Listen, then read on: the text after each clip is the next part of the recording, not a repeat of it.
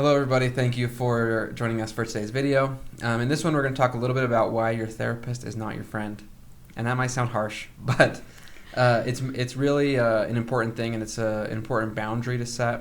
Doesn't mean your therapist doesn't care, but there are certain things that I think therapists and clients talk about and discuss that maybe feel like a friendship. And then sometimes people get a little put off when you're like, no, I can't be your Facebook friend. Right. So let's talk about why. Like, why isn't your therapist your friend? So we were actually just laughing before we started filming because we were saying this is like therapy secrets revealed. You know how like the magic secrets revealed, right? But there are some really specific reasons why your therapist can't be your friend. And I would say the very first reason is because when you come into a therapy office, it is the therapist's job to be there for you. It is not your job to be there for the therapist. So already this is a one-sided relationship. It's not a two-sided relationship. Yeah. And as much as the two of you may enjoy each other and connect and be able to talk about some really difficult things, that dynamic is supposed to always exist within that therapy space. The therapist is there for you. You are not there for the therapist. And that you wouldn't want a friendship like that. A friendship Sure. is supposed to be two-sided. Yeah. Oh, I hadn't thought of it from that angle. That's a good point. I think of like a big part of successful or effective treatment as a therapist, at least some therapists believe, maybe others would disagree, is self-disclosure, right? Being a therapist and talking about things from your personal life, obviously with boundaries and things. But I totally disclose things about my life and things I have had a hard time with in the past or whatever. And I can see how that would feel like building a friendship, right? You're telling me things, I'm telling you things, and we're having these discussions. But like you said, the difference is always anything I share is specifically for the client's benefit. It's specifically for their treatment or to give some kind of analogous story, right? To show something or teach a principle. To normalize their Yeah. symptoms, normalize their experience, right? Yeah. So that they can see that what they're going through is not just completely weird. Sure. It's not that they're crazy or something, right? That I'm a mental health Normalizing. professional and I still have anxiety about things and my own anxious thoughts and stuff, and that's totally normal. But again, like when you're coming the other way, like I like that you talk about it as a one-sided relationship in that way. They're not sharing things for my benefit. Maybe they think they are, I don't know. But like really, like they're sharing things so we can address their problems. Anything I share is also to address their problems. Right. And, you know, I would just say that I think this makes people sometimes a little bit uncomfortable, this one-sided relationship idea. But this is really the way that it has to be for you to get the treatment that you need. It really can't be the opposite, because otherwise we're just friends. And if we're just friends, I can't say things to you that you need to hear. There are things that people don't tell you, and it's my job as your therapist to say those things. And I can't say them if we're friends. I can only say them if I'm your therapist. Yeah. That goes right in line with what I was going to say is maybe the third reason is we have to maintain a professional relationship because if we don't, then I become just a friend to whom you could talk to without coming to see us, right? Yeah. So part of it is we have to maintain a certain level of professionalism, and that's why. Yeah. I think the like I said at the intro, I think it's important to clarify that just because you're not friends with your therapist doesn't mean your therapist doesn't care or isn't invested in your success. Because I think that's just the nature of the profession, right? We do get to know these people and you care about their success and their well-being, but it looks different than a friendship. Right, it can be both. It cannot be a friendship, and we can still care. Right. Well, and the truth is, we really do deeply care about a lot of our clients. I've had several people I've met with that I was like, oh man, like if we hadn't met in this way, we'd probably be best friends. But this is the way that we met, and so we can't be friends. That's off the table forever, right? Yeah. One of the things that I was going to say I'd like to throw in here is that sometimes it can feel tricky to distinguish that. And I just want to use an example. Technology is a wonderful thing.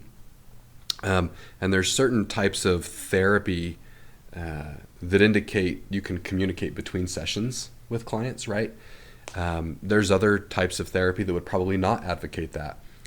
You'll have therapists who will say, yeah, I'm all about any type of communication. And you'll have other therapists who are like, if you need me, you can call me and maybe I'll respond, right? So to some degree, part of the challenge in figuring out the difference between professional relationship and friend, it's because it can look funky. And I'll just use one example.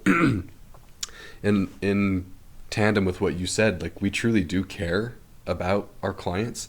And so one of the modes that I will use occasionally is a text message. And I do my very best to make it clear that text message is being used only for the purpose of like a phone coaching between sessions. I'm not opposed to my clients sending me something. In fact, I think I have a message in my inbox right now that's like an Instagram video or whatever. Right. I haven't looked at it yet, so I'm not sure. And I don't mind that.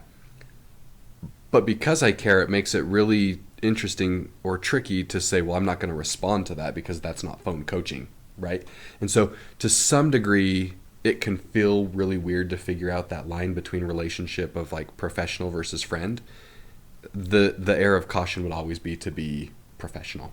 That's right. What we have to do, right? And this might sound really strange to people. This is my first time describing this out loud, so I don't know. We'll see how this goes. But cut it in post. Right. I think it's important for people to recognize that as a therapist, it's my job to help you like me. But I have to balance that with being able to say really hard things to you. And I have to be able to keep this balance, because if you don't like me enough that you can actually hear what I'm saying and accept it, this won't work. So I need you to be able to like and connect to me, but I also have to continue to push on the other side, and here's what you need to be addressing. And it's always this balance back and forth a little bit. And if I were to go to the, hey, I want you to like me, I'm no longer doing treatment with you because I'm not keeping this balance anymore. You should like your therapist and also kind of not like them at the same time. I had a client a couple of weeks ago tell me that she wanted to throat punch me at one point in session. She was joking, kind of. But you should honestly kind of feel like that about your therapist. You should like them, but then also kind of not, because they have to deliver information to you that is probably going to be pretty difficult to hear. Yeah, I feel like that's the real magic's greatest secrets revealed, is that therapy really is this balance of like, I build my relationship strong enough with you that you like me enough that I can say something that you maybe don't want to hear, and just count on the fact that you like me enough that you won't quit therapy and that you'll actually maybe take this difficult message to heart and apply something from it. You know, it's interesting. This is the other side of that coin. One of the trainings that I've been doing, the psychiatrist suggested the idea that you need to, how do we normally say this? You have to feel a connection with your therapist in order to have like positive outcomes. This psychiatrist is like, yeah, that's crap. And then he elicits an experience. And that's been stuck in my mind. He elicited an experience where whoever he was doing the treatment with did not like him at all, but had a really good experience in therapy. And so I've thought a lot about that. And I think my personal thoughts are, okay, that's probably the very minority.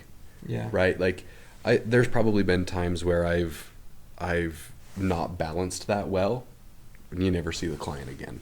And that's probably a mixture of me and a mixture of them. And so I would say that I agree ultimately with that balance that's needed. There might be a subset of population out there that doesn't need that, but I don't think that's most of us. And I would even venture to guess that for this person in this story, even if this kid didn't like his therapist, there had to be some level of trust. Right? Sure. Yeah, that's a good point. And I think that maybe that population would fall back on that. That's a good point. Right. Well, and I would say that would only work with a very specific kind of treatment, right? This would have to be a kind of treatment that wasn't necessarily based more on the relationship. Yep. But most therapies do depend on the relationship to be something that's working, you know, and sometimes I think about it this way. If somebody I didn't like came up to me and tried to give me feedback, what's the likelihood that I'm going to take that to heart?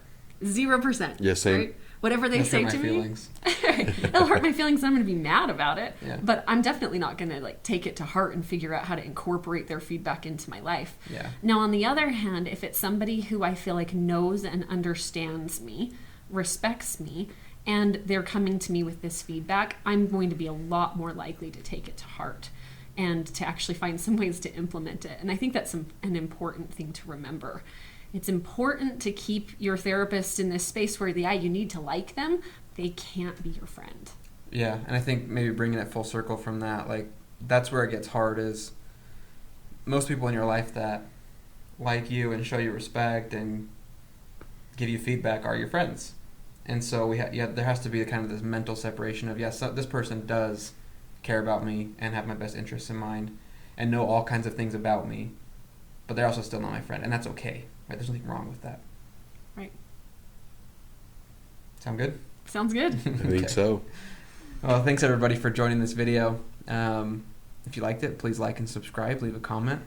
I think in the future we're going to talk about some more similar things, maybe some therapist red flags with some things going on locally in the news here. But yeah, we'll see you on the next one. Thanks. See ya.